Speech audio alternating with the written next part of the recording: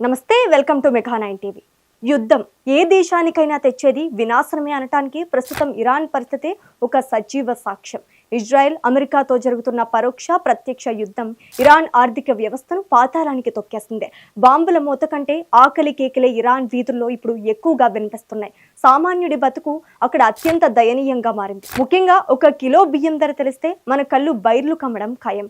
అసలు ఇరాన్లో ఏం జరుగుతోంది? నిత్యావసరాల ధరలు ఏ స్థాయిలో మండిపోతున్నాయి?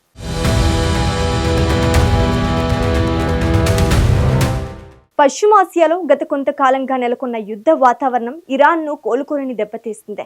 యుద్ధం ఎఫెక్ట్తో ఇరాన్ ద్రవ్యోల్బణం ఏకంగా 50% దాటి ఊహించని స్థాయికి చేరుకుంది. దీనితో పాటు అంతర్జాతీయ ఆంక్షలు తోడవటంతో ఉపాధి అవకాశాలు తగ్గిపోయాయి. ఇరాన్ కరెన్సీ అయిన రియాల్ విలువ రోజురోజుకు దారుణంగా పతనమవుతోంది. కరెన్సీ పతనం కారణంగా ప్రజల కొనుగోలు శక్తి పూర్తిగా క్షీణించింది. చేతిలో కట్టెల కొద్దీ డబ్బులున్నా కడుపు నిండా తినలేని దుస్థితి అక్కడ దాపురించింది.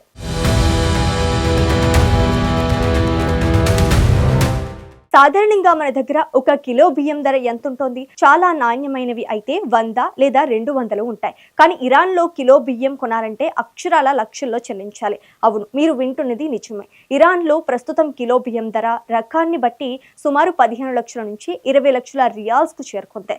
ఇది మన భారతీయ కరెన్సీలో చూసుకుంటే సుమారు 340 నుంచి 470 రూపాయలు అన్నమాట.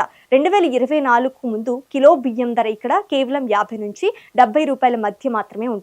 కేవలం ఏడాదిన్నర కాలంలో బియ్యం ధరలు 5-6 రెట్లు పెరిగిపోవడంతో సామాన్యులు ఆకలితో అలమటిస్తున్నారు. కేవలం బియ్యం మాత్రమే కాదు, ఉప్పు, పప్పు, కూరగాయల ధరలు సైతం మండిపోతున్నాయి. ఇరాన్ లో కిలో పప్పు ధర ప్రస్తుతం 25 లక్షల నుంచి 35 లక్షల రియాల్స్ కు చేరుకుంది. అంటే మన కరెన్సీలో ఇది సుమారు 550 నుంచి 770 రూపాయల వరకు పలుకుతోంది. ఒక కేజీ బంగాళదుంపలు కొనాలన్నా 50కి పైగానే ఖర్చు చేయాలి. ఇక నిమ్మకాయల లాంటి సాధారణ వస్తువుల ధరలు సైతం గత ఏడాదితో పోలిస్తే ఏకంగా 270% పెరిగిపోయాయి.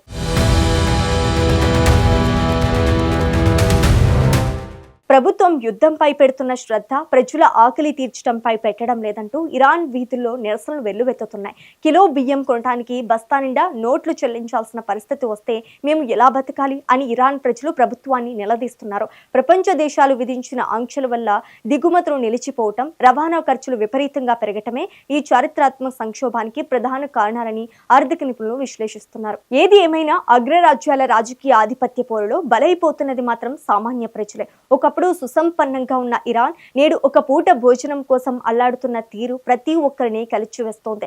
యుద్ధాలు కేవలం సైనికుల ప్రాణాలనే కాదు, సామాన్యుల బతుకులను, ఆర్థిక వ్యవస్థలను కూడా ఎలా బలి తీసుకుంటున్నాయో చెప్పడానికి ఈ ధరల మోతే ప్రత్యక్ష ఉదాహరణ. ఇది ఇరాన్ లో ప్రస్తుతం నెలకొన్న ఆర్థిక సంక్షోభం.